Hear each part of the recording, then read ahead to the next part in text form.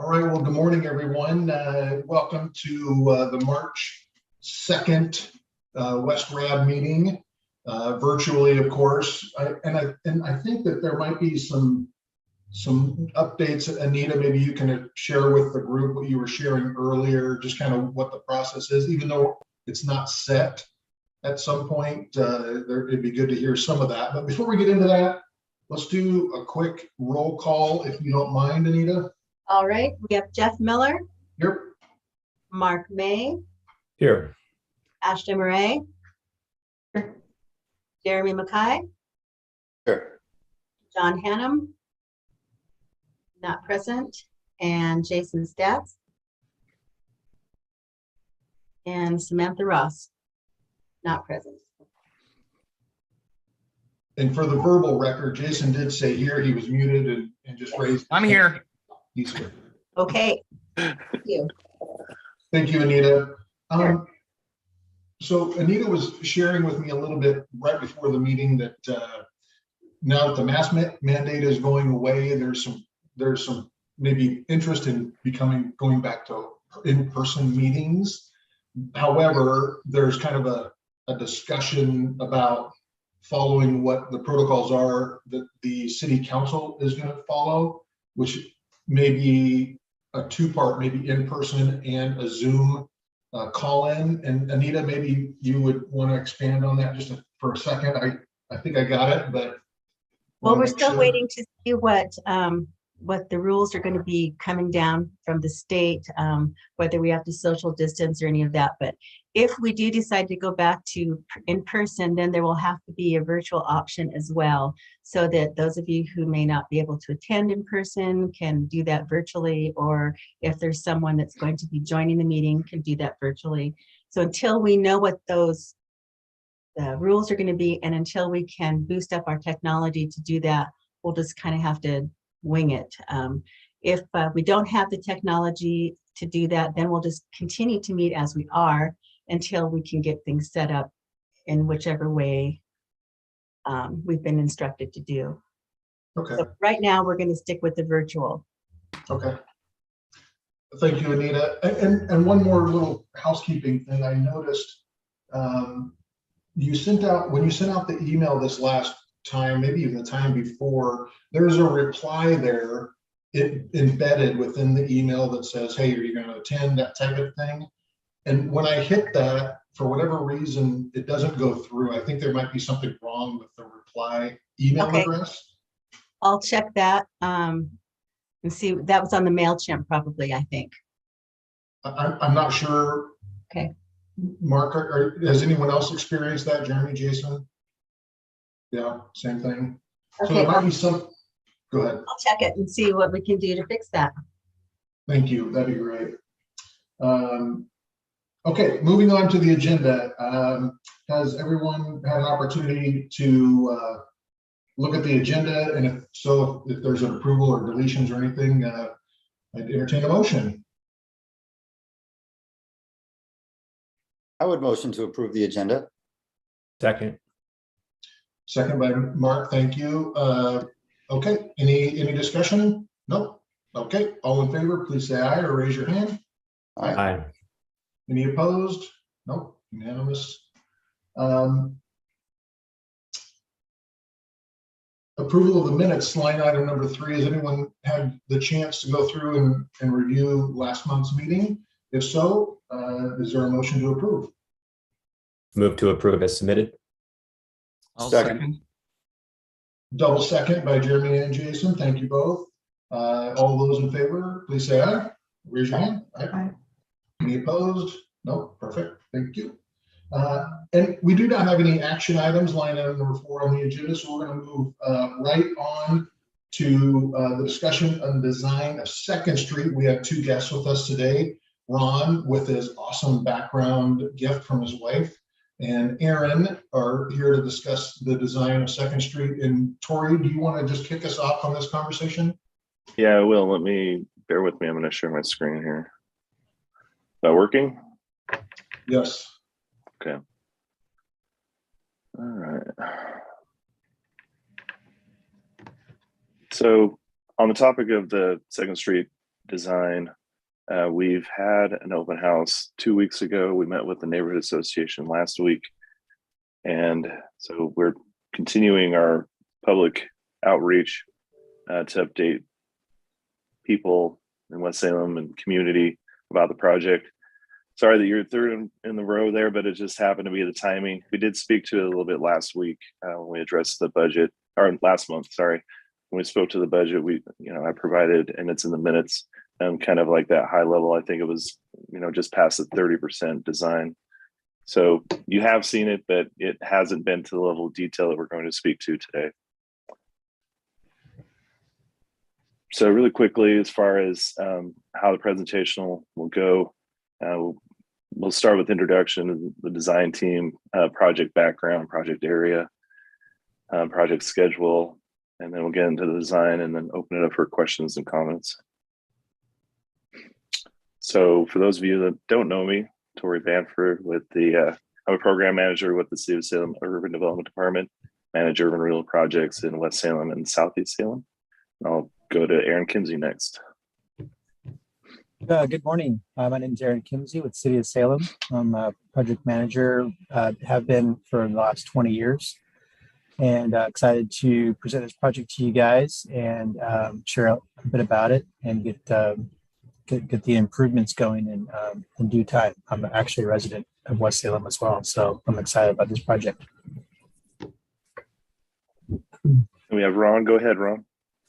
Okay, my name is Ron Weigel, and I have been with Century West for well over 30 years, and I have an extensive background in working on past City of Salem projects, varying from Pringle Road improvements back in the the early 1990s, before I'm sure some of you were there, and along with Park Avenue, Savage Road, and then in the West Salem area, most recently in the last 10 years, involved with the Dokes Ferry Road improvement between Brush College and Wallace. And then the last one was the Eola Drive project from Gaylor to Edgewater that I worked with Aaron on. So Century West has quite an extensive background of past roadway projects within the City of Salem and also West Salem area. And we've enjoyed the opportunity to continue this process with the 2nd Street Northwest in the West Salem area again. Thanks. So really quickly on the project background. So the urban renewal area was created in 2001 following a lot of study and effort around just the character of West Salem in general, the Edgewater district, and a desire to retain, what is great about that area in general. And so that was broadened into what we have now. And you can see it on the right side of the screen with the yellow outline, the establishment of the West Salem urban renewal area. So as far as urban renewal goes, I won't get into the details of tax growth. Basically, as property taxes increase in the district from 2001 forward, that money is retained and utilized for specific projects tied to the urban renewal plan. And all this stuff is available online. So the goals, objectives, projects are all there, very specific. So I took some time to design and construct the west side of 2nd Street from Rosemont to Girth. This was kind of the last section for the city to control that was passed from as far as ownership by the railroad to the city. And for the longest time, it was like a gravel road. So you'd have regular kind of an older road through there. And then you'd have a section that was just really rough gravel. So that was the first concern to address that section and kind of the transition to Edgewater. So that whole section was improved in 2013. Other projects, Wallace Marine Park, accessibility through Edgewater, signage, wayfinding signage. A lot of projects were completed between 2001 to 2015. And so there's around the 2015 mark is when we had some consultants come in from outside and kind of give us a big picture look, a market analysis on, what should be the next priority projects for the urban renewal area. Again, still tied to the urban renewal plan. And so out of that came this connectivity for Second Street. Again, we spoke to that, I think, during our budget discussion last month.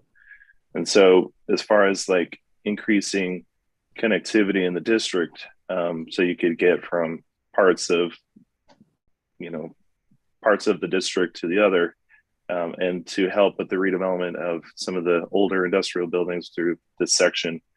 This has been a priority to get this connection put together. So I'll let Aaron speak to the project schedule as far as like the history and where we're going next.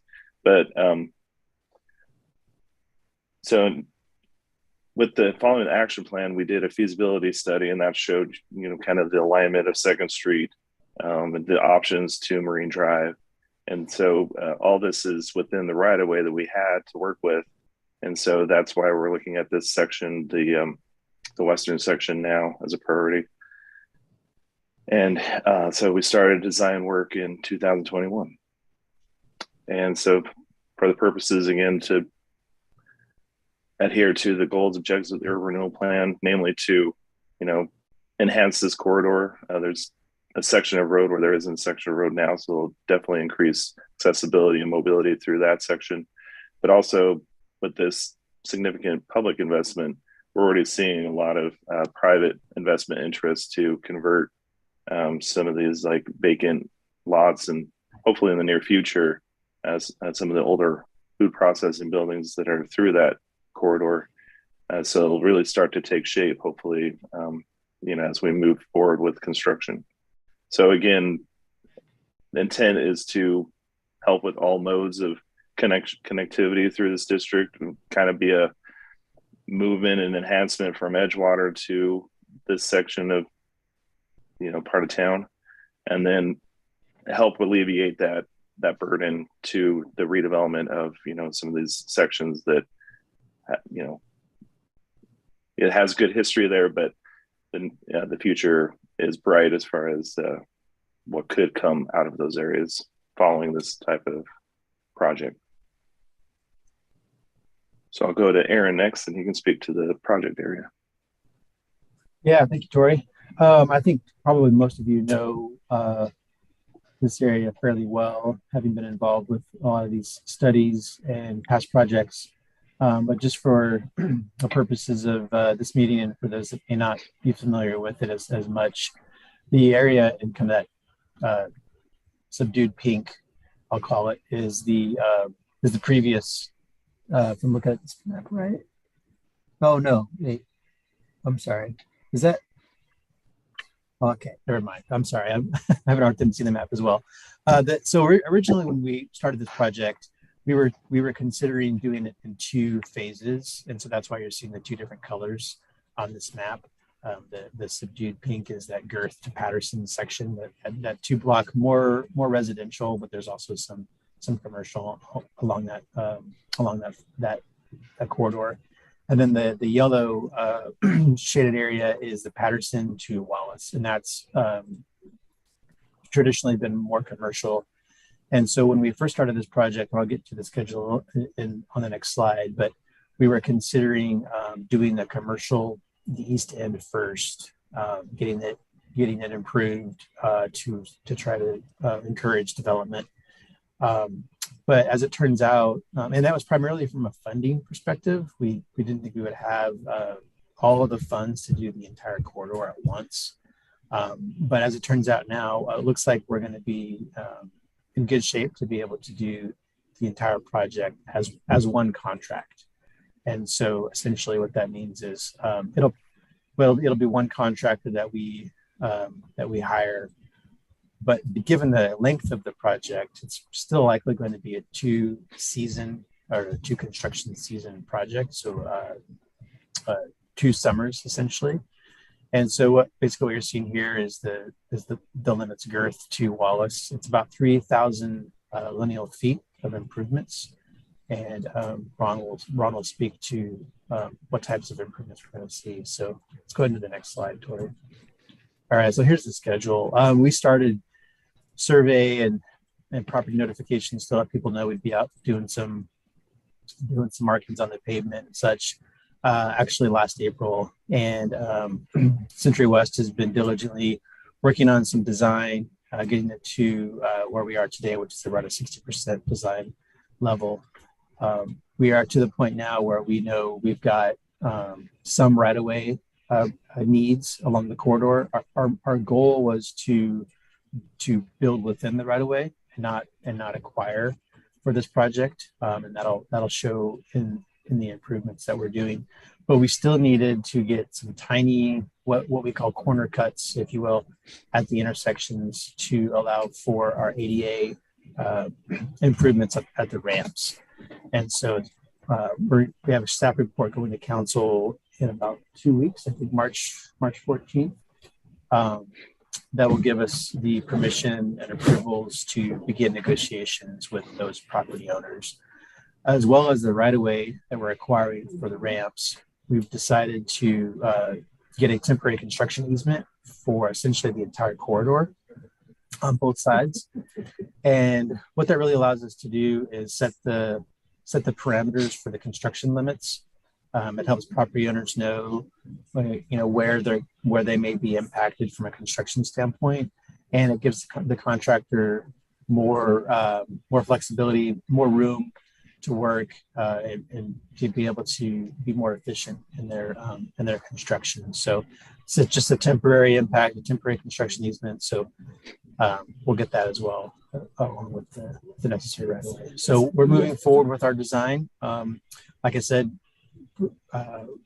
originally we had it broken into 2 phases. Now it's going to be 1 phase. One project, 2 seasons. So you guys can still call it 2 phases. So we'll be starting construction in April of 23, or spring, usually what we say.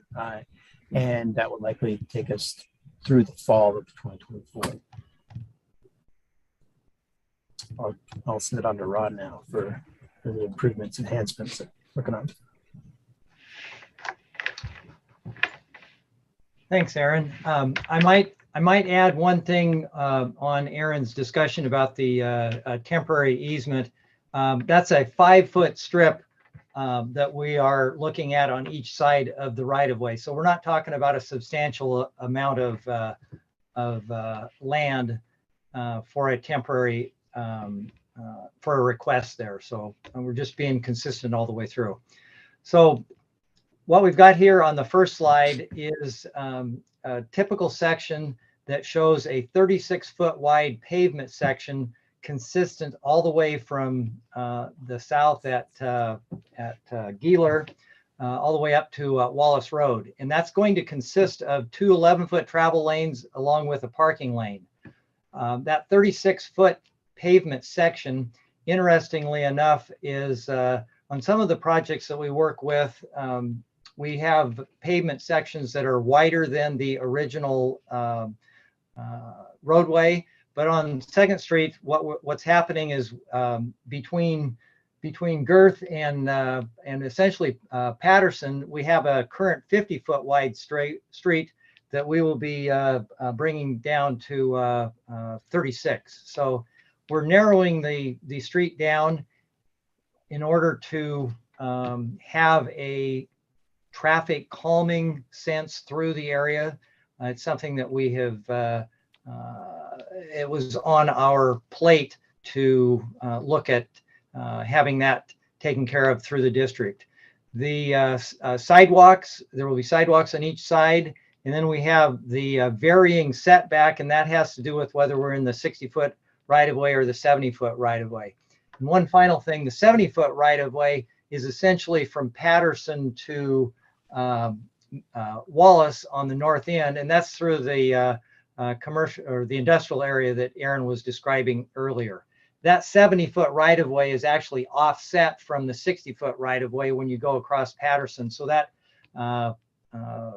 gave us some a little bit of alignment tweaking to get through there. So essentially 2 travel lanes, 2 parking lanes, parallel parking along the length of the project.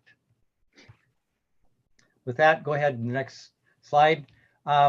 Within the project itself, we are looking at using the ornamental lighting, and that is similar to the lights that are already out there in the Edgewater district. We're looking right now also at 2 mast arms instead of 1 mast arm to have a little more flexibility in what can be done out there from a notification standpoint and such. Those ornamental lights will be spaced back and forth on each side of the street on Second. There will also be cobra heads that are located at the corners in order to have adequate lighting at the intersections. But it'll be with the cobra heads, with the ornamental lights through there, what you'll see is a consistent pattern of lighting all the way through. So this slide, I'm sorry, I mentioned Geeler, it's Girth. I was on the wrong project, I apologize. Okay, at Girth, at the south end between Girth and McNary, that's the first of half of what we're calling a little more residential flavor of the 2 sections. What you see here is originally it was 50 feet wide, and we're narrowing it down to a 36-foot wide pavement. Then in between at each intersection, we're necking down with bulb outs to bring the traffic flow to neck it down a little further, and we have a 26-foot wide section through there. So that allows the pedestrian traffic to have a shorter walkway. It also is reflecting the same type of layout that is west of Girth, back by the medical center and such. And so what essentially is happening is the existing, what we're seeing out there is we're necking it down. We'll have a sidewalk that is back towards by the right-of-way, edge of the right-of-way. You'll notice we've got a couple of X's there. There's on the left side, we've got a few minor trees that are within the right-of-way that that need to be removed. But by and large, the majority of vegetation that's out there right now will not be impacted because of the way the street is being laid out. One other thing, just to follow through, the dark green area that we're calling that the proposed sidewalk setback, that's an area, those are areas that we're in the process of working with our landscape architect to come up with some alternatives for trees and various things that would be going in there. The hatched green area, those are planter areas that are specific for stormwater treatment of the surface runoff that runs through there. Go ahead and go to the next slide. So I'd really quick while we're looking at that. Oh, that's okay, Ron. So as you can see at the corners, Ron mentioned, and the legends up above, you see the cobra head at the corner, and then the little white dots are the ornamental. So you can see the alternating pattern, similar to Edgewater, where you have lighting as you start to go through the Second Street. Yes, and there are a couple of, for instance, at the Girth corner, that's one of the places where we have a slight less than 15 square foot of right-of-way for the ADA ramp. So we don't have that on every corner, but there's half a dozen corners for space throughout the project where we need some minor area to be able to accommodate the appropriate area and slopes and such to meet the ADA standards. moving on to the next slide between McNary and Patterson. This is an area that most recently has been improved on the south side. Unfortunately, that alignment as we went through to match up with the new section to the opposite side, the east side of Patterson, it just wasn't working out. It just didn't match in to where we could maintain our consistent street section through there and to stay within the existing right-of-way and not have to be purchasing any additional right-of-way. And with that in mind, then we're showing the existing, I believe they're cherry trees that are out there. Tori, you might, if that's something different, but anyway, those trees will have to be removed and our new sidewalk shifted over within the right-of-way. But anyway, so those trees, we're looking at replacing those with something that our landscape architect will be working with the group on. Other features that are associated with this, there's already a stormwater facility that the medical center placed at the northwest corner of Patterson. That facility will remain and continue to function as it has was constructed for. The rest of the improvements, as again, we are placing new sidewalks back adjacent to the right-of-way.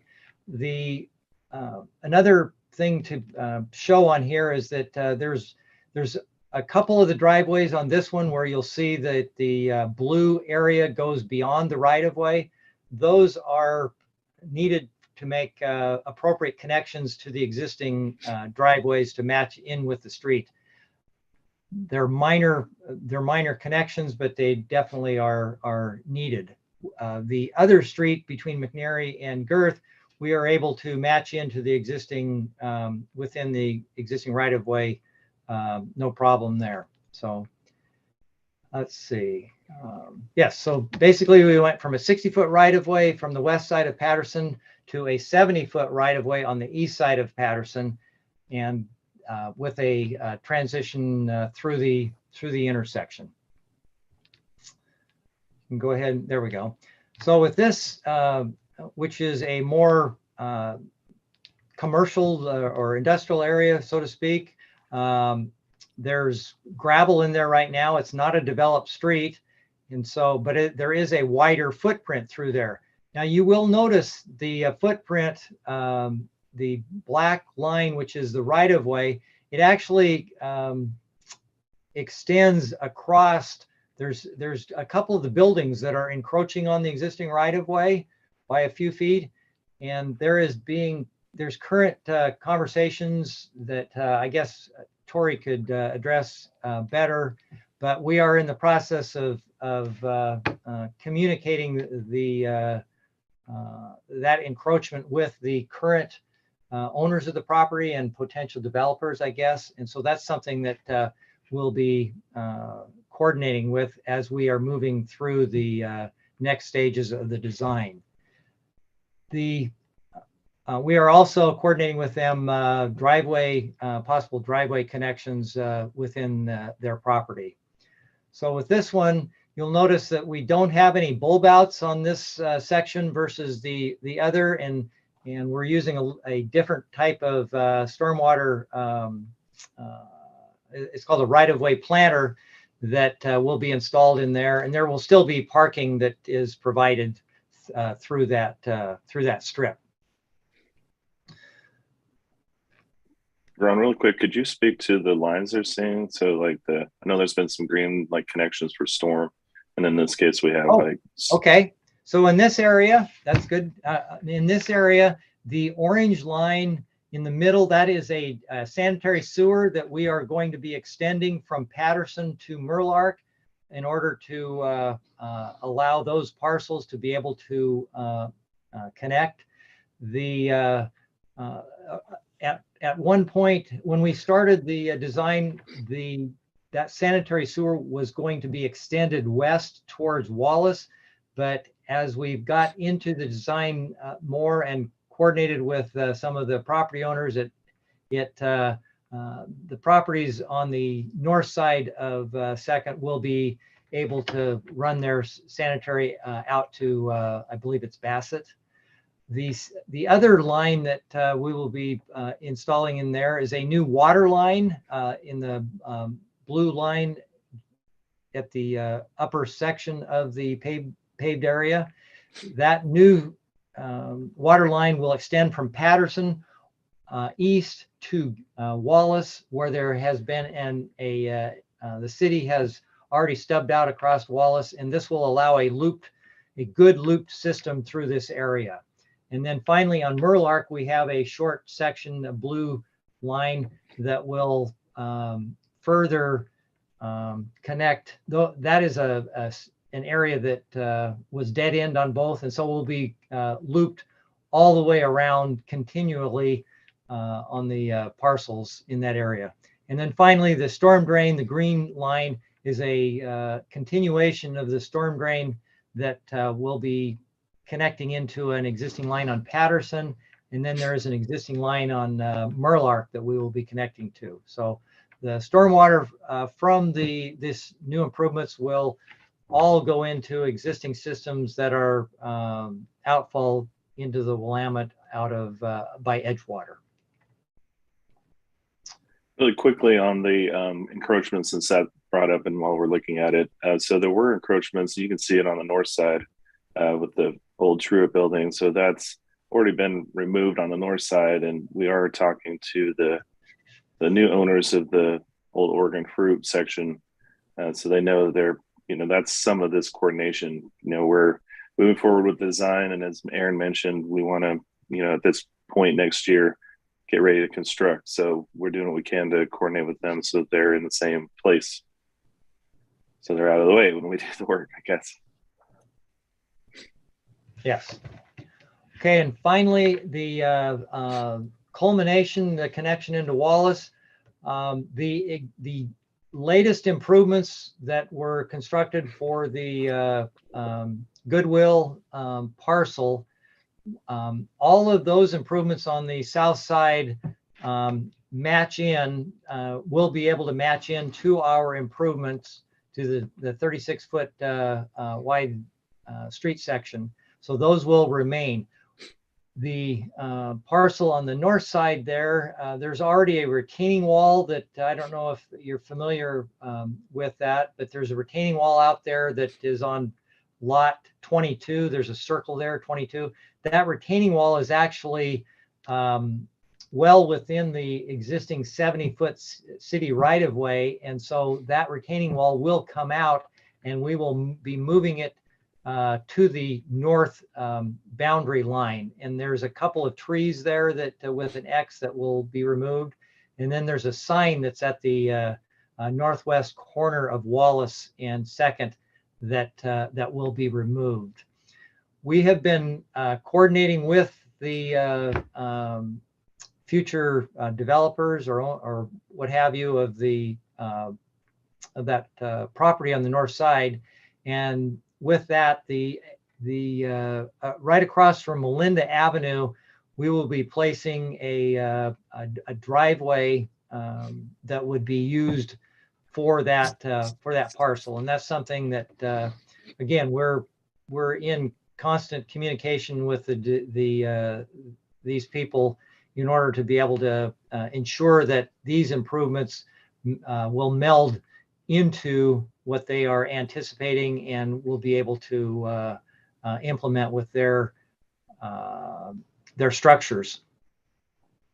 Finally, the storm drain continues. The green line, it continues from Murlark over to Melinda, and then on up about midway in between Melinda and Wallace.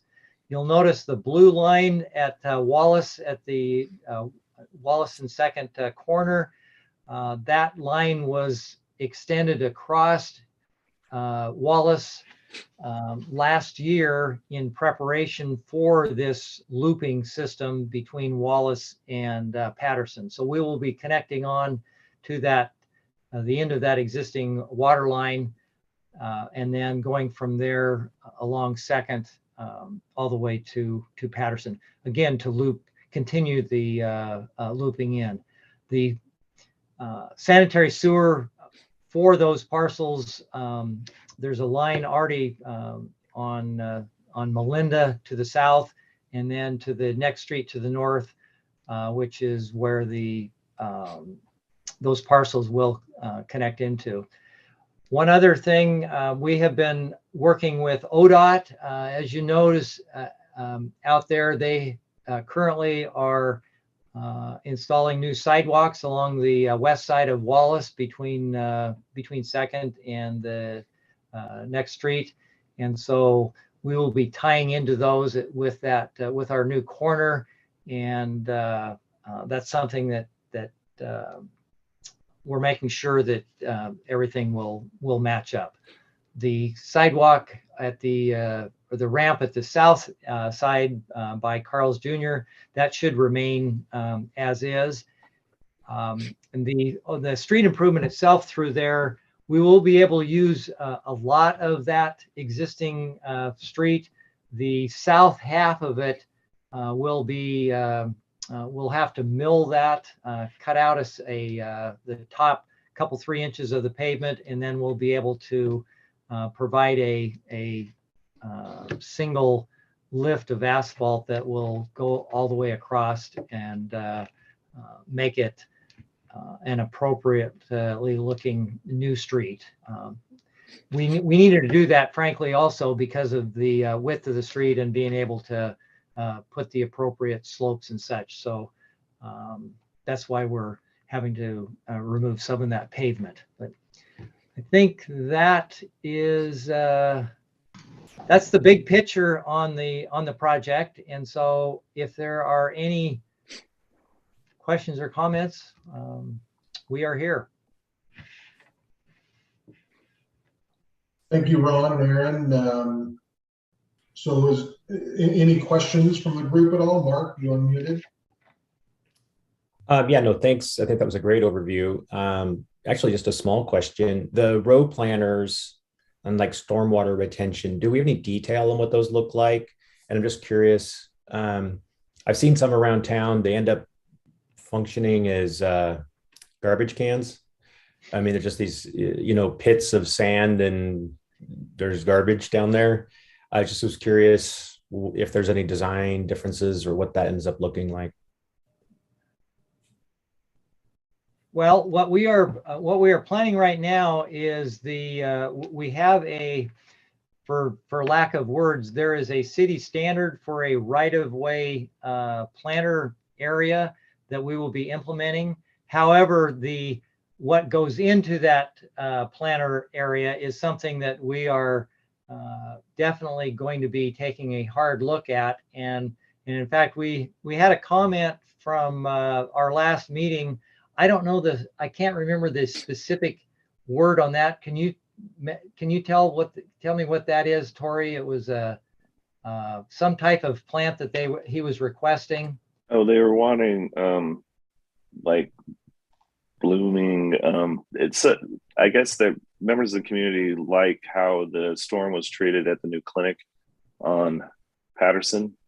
So a member of the community asked about I don't know, pollinating plants for bees. That's what it was. Okay, some type of pollinating plant, and that's something that we will be working with our landscape architect and coming up with something that is appropriate. Unfortunately, it's these. That's the. I don't know. It's the nature of the beast, so to speak, on some of these facilities. We are required to install them in order to properly treat the stormwater runoff, but they also come with some difficulties, and it's just something that we will do our best to plant them appropriately. Yeah, Greenworks is a landscape architect, and they're looking at the theme through the whole corridor. And so they'll be, as comments have come up from the community, they'll be incorporating some of those things and making suggestions. So happy to convey that I agree and depending on it comes down to kind of who abuts that, because a lot of times it takes some maintenance on the part of the property owner, even though it's public right of way, to be out there and making sure that it's trimmed up and not keeping having the garbage piled up in there. I agree. It's the unfortunate side of having a public path, and hopefully it's a utilized section. Unfortunate side to that is sometimes they'll discard into those catch basins. I do understand the functional need for them. I just with them being low, I would think they're hard to maintain, right? I mean, it's like climbing down in a bit, 3 feet, or I don't know how deep that is, but yeah, I was just wondering if there'd been some miracle solution for that issue since I last looked at it. So I understand. Mark, may I let me interject there just briefly, and that is the facility that Tori and I are referring to at the northwest corner of Patterson. That is more of a detention facility, and so you've got more of a, shall we say, a bathtub approach there. That's not what we are going to have with this corridor, in that we're not being required to retain the water due to the location. Anyway, we're not being required to retain. We're only required to treat.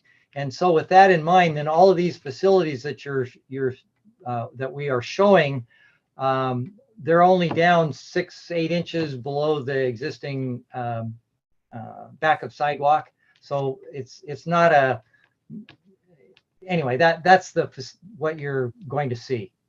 Okay, no, that's actually helpful. I've seen different ones across the city, and it's way outside my area of expertise, but just as someone walking around and seeing some of these, I just have seen the trash collection. So thank you. Yeah, you addressed my question.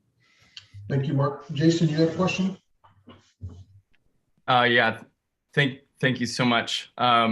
Great presentation. This is the second time I've kind of listened to it, and there's a lot of great information here. I'm curious to know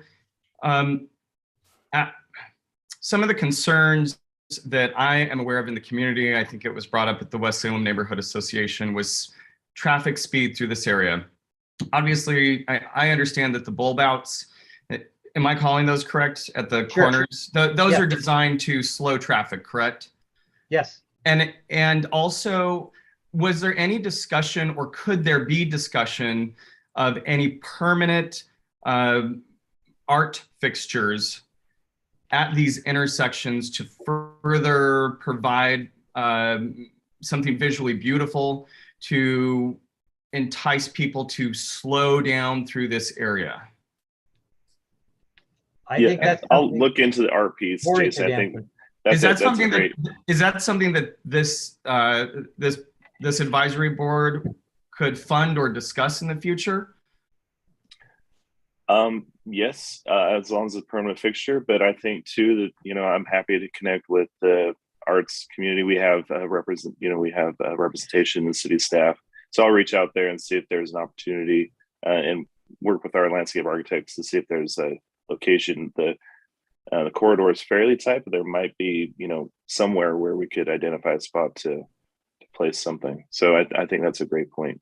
Great, that would be awesome. Also, I need to understand, so in the current image that you have up, directly on the east side of 2nd between McNary and Patterson, I believe you have a number marker 30 and 31. So closest to 31, the blue area, proposed sidewalks. So how does, I see that kind of crosses a line that goes onto the property owner's property there. How does that work? That affect the property owner? Because again, I just don't understand a lot about this. What kind of communication is there? Each of those, there's 3 of those. You'll see 2 of those on lot 31, and then you'll see across the street on lot 16, there's also a an additional few feet.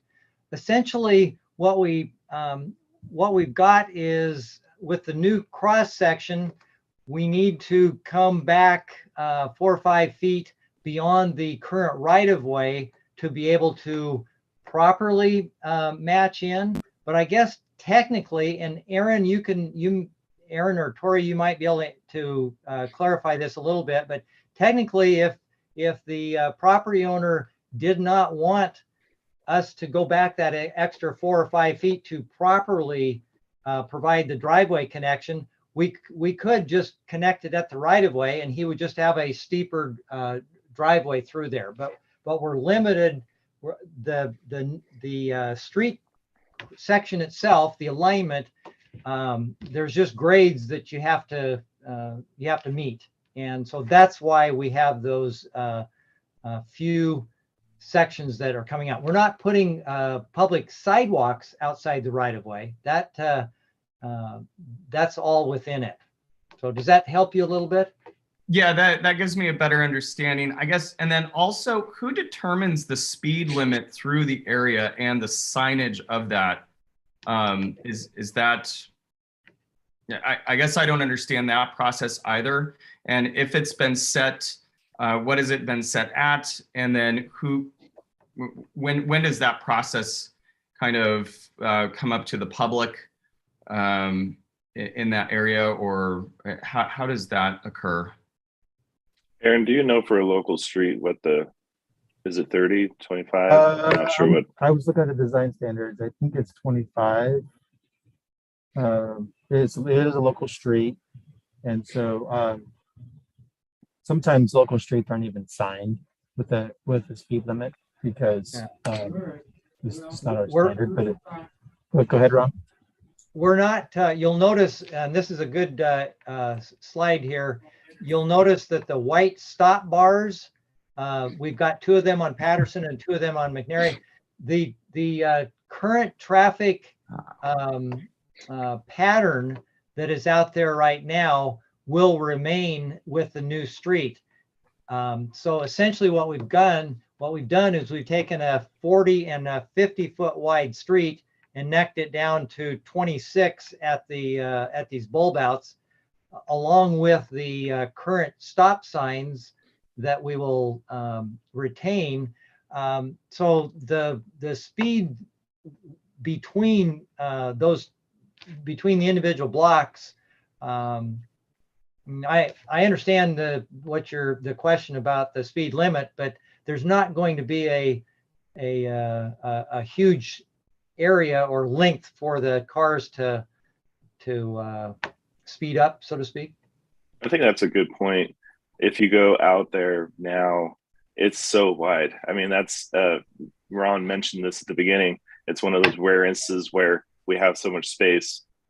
I'm hoping that as the community's residents get new detached sidewalks, as right now the sidewalks are narrower and on the street, and it's a wide street with the parallel parking. So I mean, it's already really serving local access, and it will continue to do that as it connects to Wallace, but it will be narrower. And it'll have not only the bulb outs, but there's some storm sections too that are also narrows the pavement piece. So there'll be parking and the narrow sections that will dramatically give that sense of you have to be aware as you're going through here, because there'll be bike, ped, parking, and narrow sections to navigate.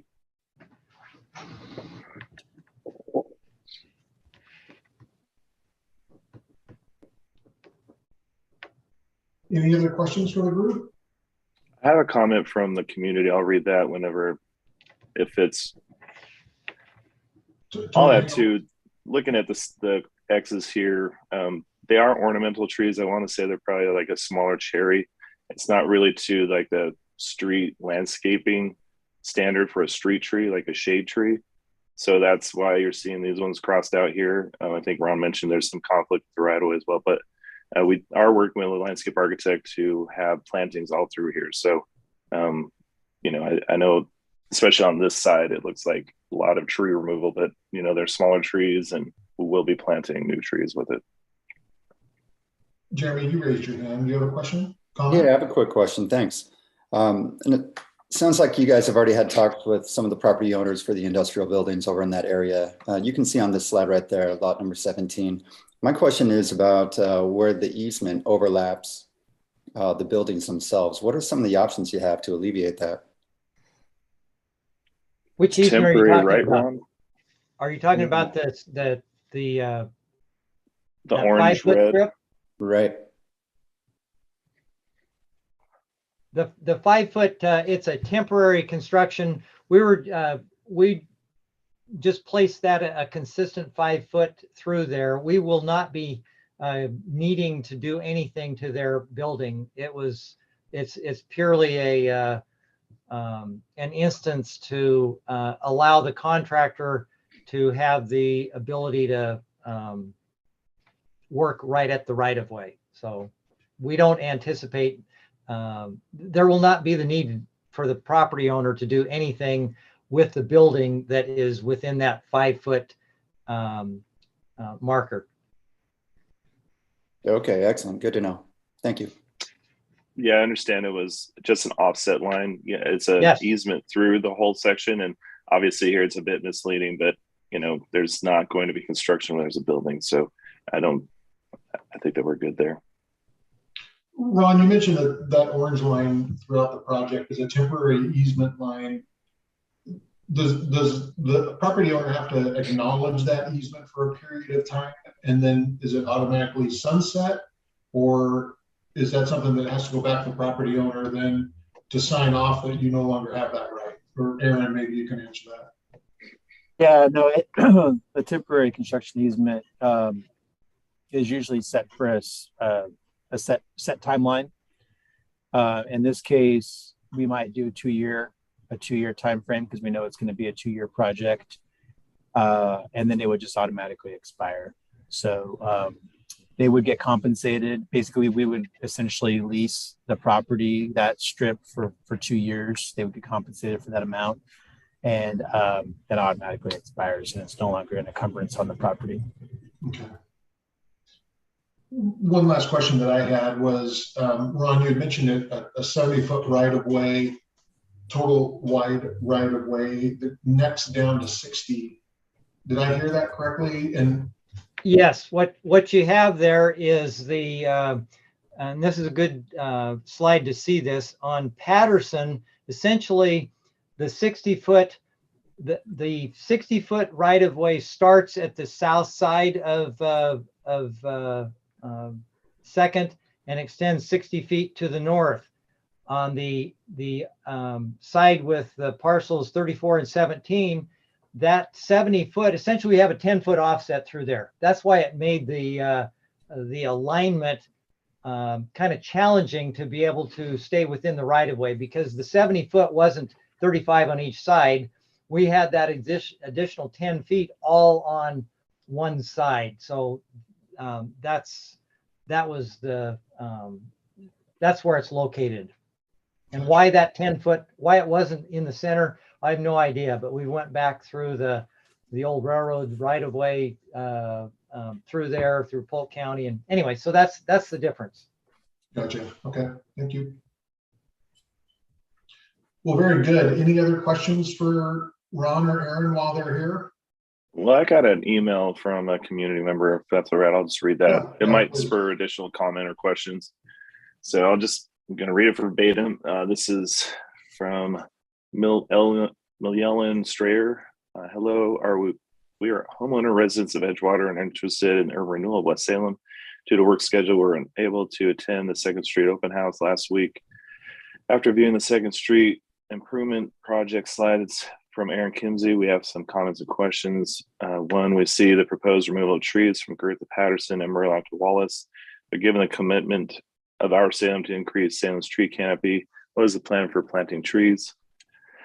We support planting native trees that provide shade, not non-native ornamental trees. The Edgewater area desperately needs more shade, especially with the increase in summer temperatures.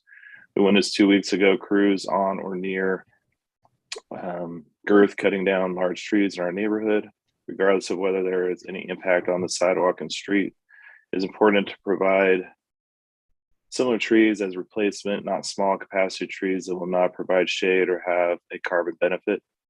Considering the Second Street typical section, cross-section slide, the 5-foot sidewalk setback only allows for the smallest non-shade trees to be planted.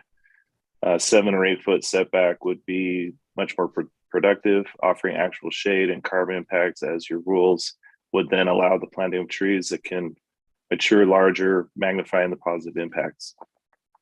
And then number 2, for the good of this project in the neighborhood, whoever develops the Second Street portion from Patterson to Murlark, we hope would have a stipulation to include a shady green park space with seating for those who visit the shops or call it home. Number 3, support mixed use properties. How can affordable housing actually be made to be affordable for middle income wage family? For example, a 2-bedroom apartment would rent for no more than $1,000. Not Portland affordable, but Salem a few years ago affordable. Number 4, we support streetlights with capabilities for plugins for speakers, etc., to be used for street celebrations. Number 5, with these current buildings from Patterson to Murlark being such an eyesore, we hope that local artists' talent in the form of large street-facing wall mural sculptures, aesthetically pleasing buildings will be considered. Number 6, while this will certainly bring others to our neighborhood, we hope it will also be friendly for the residents of the neighborhood. Current residents of the neighborhood have needs and wants, which we hope will be taken into consideration. Further, we desire that development not be at will of the developer, but will meet the goals of our Salem. That's the comprehensive plan effort underway that you have spoken to, and the future and current residents in the neighborhood. Other than this email, how could we be part of or speak to the process? Thank you for hearing our comments, questions, and concerns. So that was what was shared. Thank you. Any comments to that email or thoughts? Okay. On the landscaping side, really quickly, we will be addressing that. So we'll be having, we agree that, the shaded street trees, and I think to the extent possible, we have required lists that we have to follow from the city arborist. So I think that, it has to be in that list. And I think for the most part, they try to do native type. So we'll be coordinating with them to make sure that we get street landscaping plantings as well as tree plantings through the corridor. Good. Well, Ron, Aaron, thank you. Unless there's other questions that will keep you guys on the line, we can certainly let you go. And hope you guys both have a great day. Okay, thank you. Thank you. Thank you. Thanks, guys. Thanks, guys. Well, with that said, that was a really good presentation. I think it's really good for us to be aware of what's going on with that project as it's coming. I wish it was faster and a quicker project, but it doesn't seem like any projects are that fast anymore to my experience. So with that, we'll move on with the agenda. And Jason, maybe you can jump in and talk a little bit about neighborhood association and Edgewater. Great. West Salem Neighborhood Association. Lot of currently there is an open vacancy on the executive committee. The group is currently looking for a secretary, so if anybody wants to volunteer. They're in the process of moving away from Facebook and to a custom-built website. There continues to be lots of questions in regards to our Salem, the city's climate action plan, as well as the Second Street development, how that all kind of ties together. Is it tying together?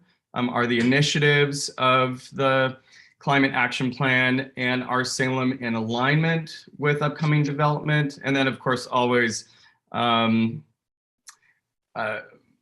completion of Marine Drive. And so those continue. There's a lot of land use issues that continue to be brought up, especially there's hot topic of conversation on Dokes Ferry Road and a couple others for the community members, mostly in regards to traffic and studies not currently supporting the increased traffic of certain developments. Yeah, that's about it. The meetings can be pretty heated. And I welcome everybody from, well, we couldn't all attend because then we'd have a quorum, but I think it might be good for maybe us to have a schedule. I would encourage there to be an ongoing schedule, maybe a rotation of those of us who participate on this board to be kind of aware. The West Salem Neighborhood Association is currently being very vocal about its concerns with transparency issues, or concerns with the city, how quickly information is being produced to the public, all of that nature. But I think there's some really good opportunity there also, and this is just my personal opinion, I think that there's some really good opportunity for quality conversation from developers, the city, as well as residents to kind of, maybe find some common ground in all of the challenges that the neighborhood association feels that they're facing with ongoing development in West Salem. Edgewater Partners, they continue to do wonderful stuff. They recently finished delivering pies to all of the teachers in SK12, which was to boost morale. And so that was a really fantastic project. They continue to have some funds every quarter to 6 months that are kind of replenished through the Salem Leadership Foundation.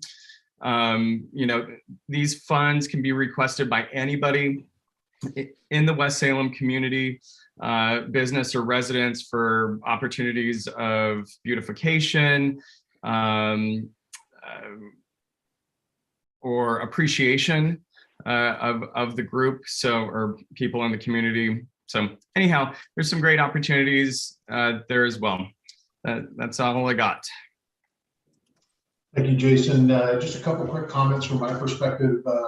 Jason mentioned Marine Drive. I've been pretty vocal that I'm in support of getting that Marine Drive completed and done over the years. So just wanted to chime in on that, Jason. And then Jason also mentioned the Our Salem project that's been going on for about 3 years. Jason and I have actually had a really healthy conversation offline, and would be happy to talk to anybody offline about it in length. I tend to be a supporter of getting it across the finish line so the city can make some decisions. Developers can either move forward or not. And I think there's a lot of things that are in limbo. So I tend to be a supporter of it getting across the finish line sooner rather than later. But that's just my take. And again, happy to talk about it.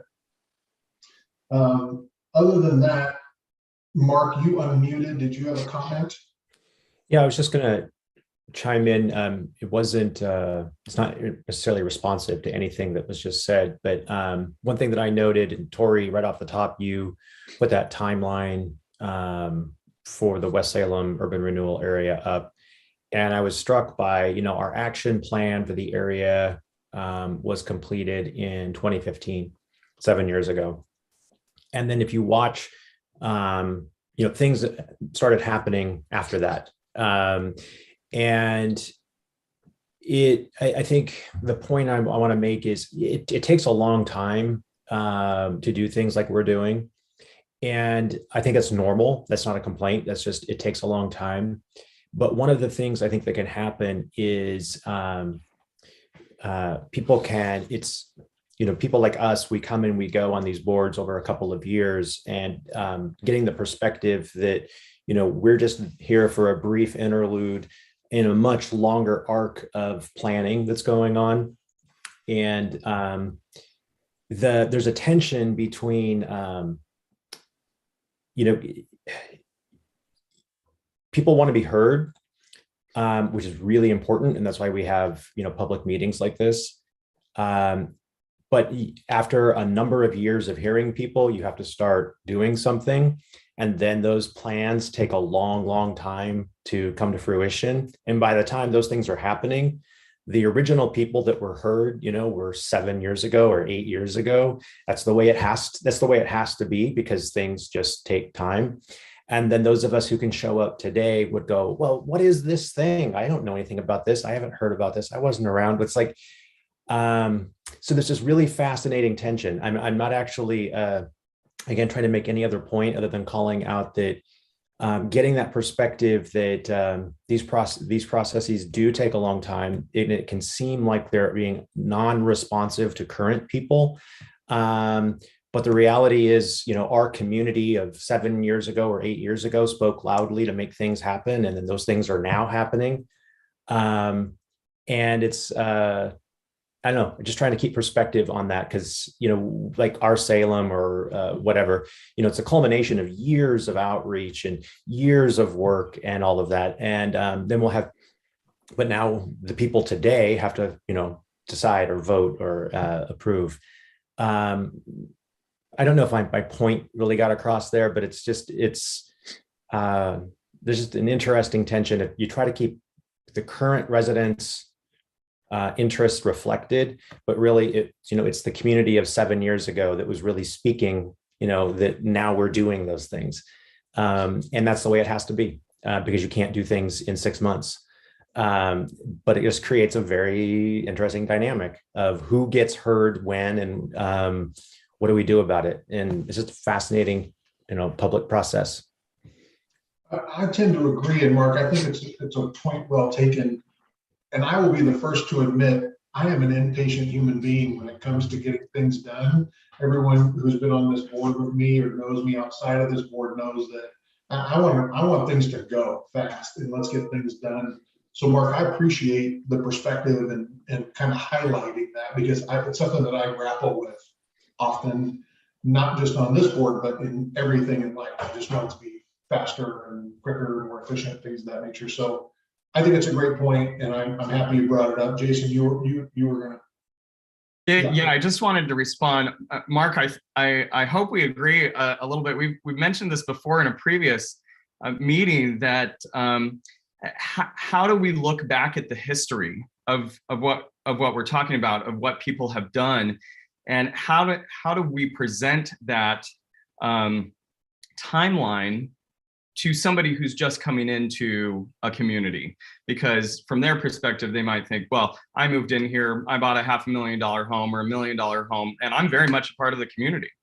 And so it's I would say that it's really challenging. I mean, at this point, could you imagine how many YouTube videos you would have to go through now, several years worth, and then also meeting minutes, and where's the picture graph? Where's the, where are these timelines that are also perhaps have an objective view of what actually occurred, that is not just the view of city staff.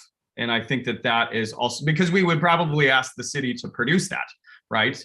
And so how do you have that objective timeline and history to push back to everybody who may not have been there 7 years ago? And I think that's a real good opportunity to try and figure out and maybe tackle. I think that it could save time in the future if we could figure out how to produce that. I think we are in agreement. My only point was just drawing attention to that concept. These things take time, and then it can feel like people from a long time ago are controlling what happened today.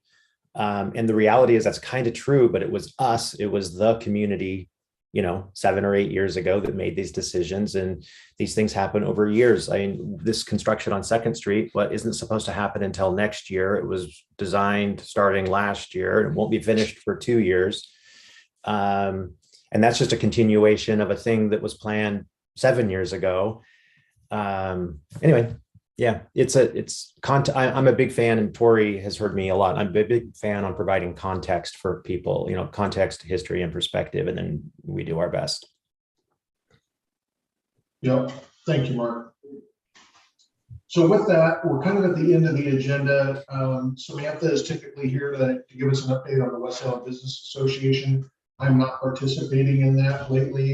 Is there anyone here? Jeremy, are you part of that group? I'm a member, but I'm not part of the leadership at all. So it'd be hard to give an update. The only thing I can say is they are meeting regularly and they've been good meetings. Yeah, good. Well, with that, we're kind of at the end of the agenda, but always like to open it up for potential topics for next meeting. If there's something that someone wants to discuss, Mark, please. No? Okay. Jeff, really quick, if I can just speak to I provided the calendar. I think it's in the minutes too. So for next month, we had planned to have Courtney Knox out of the city manager's office update the board on the community improvement bond. So that was the topic for April. Again, this is, I've already communicated with her. She's agreed to show, but if you decide that you want to push that back or rearrange or whatever, it's just a suggested schedule. So that's what we have in April. And then we have the Urban Land Institute study in May as an update. So, just some background.